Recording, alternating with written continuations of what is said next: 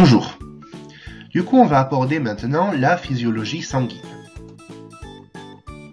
La plupart des exercices concernent l'état de vasodilatation ou de vasoconstriction des artères et des artérioles lors d'un exercice physique. C'est donc ça que je m'en vais aborder. Faites très attention, les mécanismes physiologiques des artères et des artérioles sont différents. Donc faites bien attention dans les items si on vous parle de l'une ou de l'autre. Ce qui va principalement agir dessus, c'est le système nerveux orthosympathique. Il s'active lors d'un exercice physique.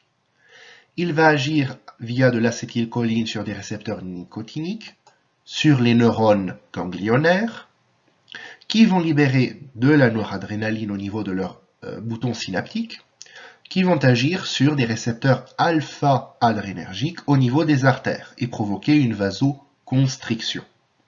Cette vasoconstriction va permettre d'augmenter la vitesse du flux sanguin.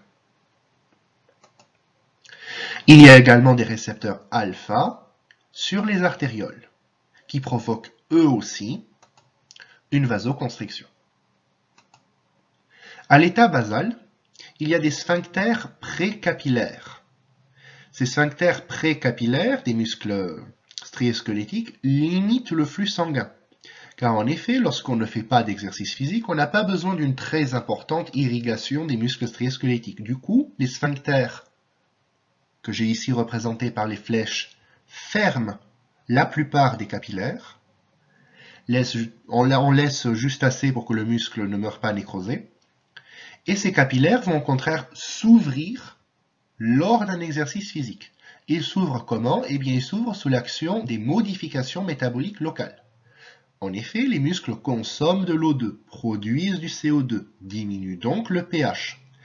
Toutes ces données vont constituer des modifications métaboliques locales responsables de l'ouverture de ces sphincters précapillaires et également d'une vasodilatation qui s'oppose donc à la vasoconstriction induite par la noradrénaline du système nerveux orthosympathique.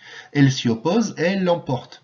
Les modifications métaboliques locales surpassent l'activation orthosympathique et donc lorsqu'on observera une vasoconstriction au niveau des artères, on observera une vasodilatation au niveau des artérioles du fait de ces modifications métaboliques locales. Il y a un autre système qui est un système qui agit en synergie avec le système nerveux orthosympathique.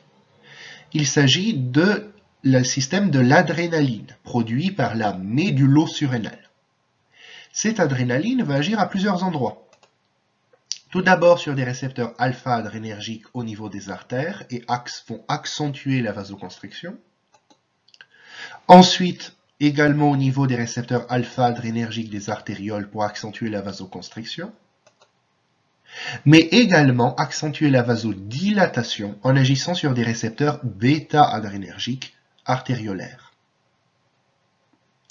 Donc c'est un système qui arrive en plus, qui est synergique avec tous les précédents et qui accentue l'intégralité des effets. Ainsi, lors d'un exercice physique, qu'est-ce qui va se passer? Eh bien, tout d'abord, rien d'étonnant, on va avoir une augmentation du débit sanguin qui va passer de 5000 ml par minute, soit 5 litres par minute, à 20 litres par minute. On va avoir, bien évidemment, une augmentation de la fréquence cardiaque, FC, et de la fréquence respiratoire. Rien d'étonnant. Comme le cœur travaille beaucoup plus, on va devoir augmenter le débit des coronaires qui irriguent les cardiomyocytes. Leur débit va donc passer de 250 à 750 ml par minute. Le débit va également augmenter pour les muscles striés-squelettiques, sous l'effet de toutes les actions qu'on a vues juste avant. Il passe de 1200 ml par minute à 15 000 ml par minute.